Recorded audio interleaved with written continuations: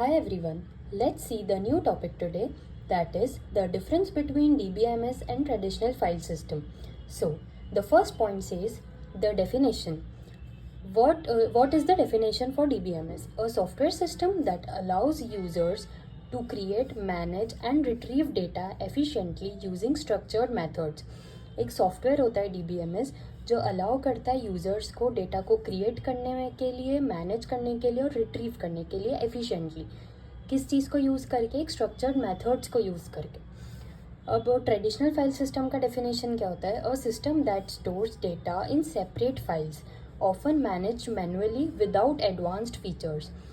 ये भी एक सिस्टम होता है जो स्टोर करता है डेटा को सेपरेट फाइल्स में, जो मैनेज होती है मैनुअली बिना किसी एडवांस फीचर्स के.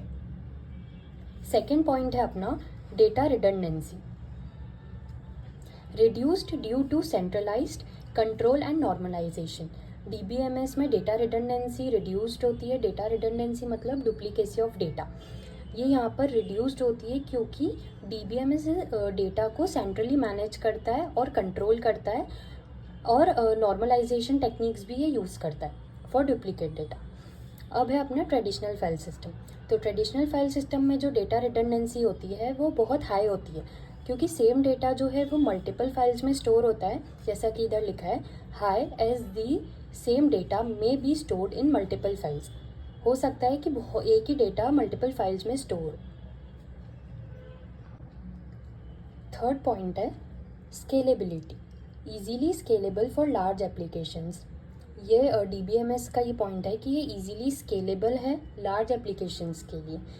पर ट्रेडिशनल फाइल सिस्टम में ये इनएफिशिएंट हो जाता है अगर डेटा बढ़ता है तो, क्योंकि डुप्लीकेसी बढ़ने के भी चांसेस होते हैं. तो it is not scalable in traditional file systems. Now the fifth point we have is data security. In DBMS data security is high because it supports user authentication and access control. मतलब जिसके पास right होता है वही data को access कर सकता है या कंट्रोल कर सकता है. In traditional file system basic security hard to restrict file access. इसमें बहुत बेसिक सिक्योरिटी होती है और इसमें फाइल का जो एक्सेस है वो रेस्ट्रिक्ट करना मुश्किल होता है. अब सिक्स्थ पॉइंट है अपना backup and recovery. In DBMS built in automatic backup and recovery features. DBMS में built in automatic and backup and recovery features होते हैं. मतलब DBMS सॉफ्टवेयर के अंदर ही automatic backup and recovery features available होते हैं. पर ट्रेडिशनल फाइल सिस्टम में ऐसा नहीं होता है, ये अपने को मैनुअली करना पड़ता है.